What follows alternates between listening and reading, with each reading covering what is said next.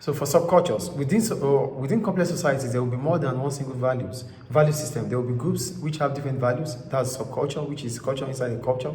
In Western societies, some sociologists have argued that working class subcultures are very different from the wider culture. Some of the features of working class subcultures have been seen as being, one, trouble.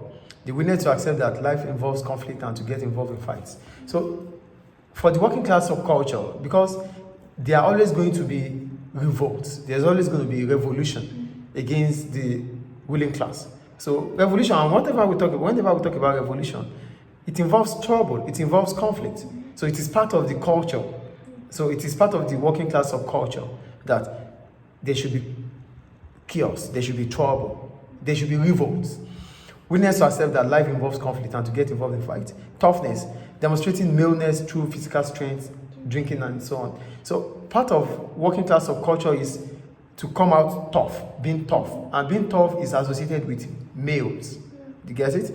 Another one is smartness. Status among peers involve dressing as well as possible. So dressing smart, like looking good.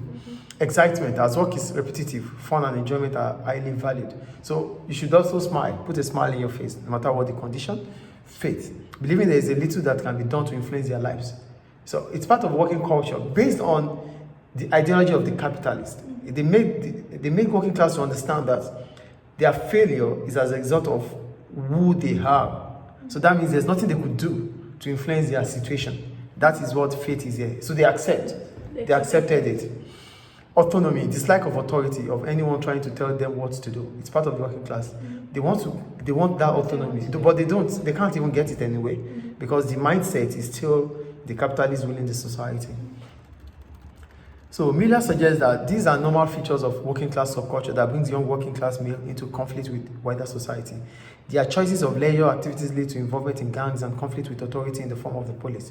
So the behavior of these young men seems to be an example of non-conformity. But the working class youths are in fact conforming as their subcultural values. In that sense, they are not deviant. So if we have to go through violence, we have to go through trouble, we don't have to accept. We want autonomy. All these things will bring about conflict, and they are non-conformity. So that's the point there. But they said other groups of young people that are part of youth subculture, but they are not. Now we're not going to talk about the working class. We're talking about youth subculture. So they value their system and they conform. But when you look at this, it's still the capitalist ideology. Marx is feeling that the youth subculture or the working class subculture is based on this ideology. So we go to under-socialization. I think subculture is clear here. So under-socialization, when we talk about under-socialization here, we're talking about like the feral child also, or not being able to integrate well into the society. So under explanation for deviance is that socialization has been partially or unsuccessful.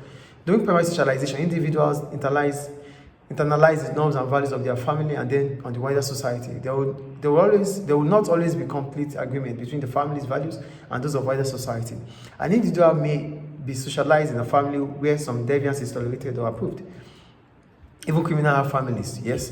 Alternatively, the family may fail to socialize a child adequately, perhaps through lack of care or inability to devote time. The child may not completely internalize moral values. And I told you the other time that school rules, I'm not seeing it as coercive. I'm seeing it as moral. And when we talk about moral here, we're talking about the principle to know what is right or wrong. So that's the same thing they're talking about here. So the child may not completely internalize moral values. Then it's different between right and wrong anyway. Or may not develop the ability to judge what behavior is appropriate in different situations. So yeah, under-socialization will happen either mostly through the primary socialization. The parents are not there. They don't have time to take care of the child.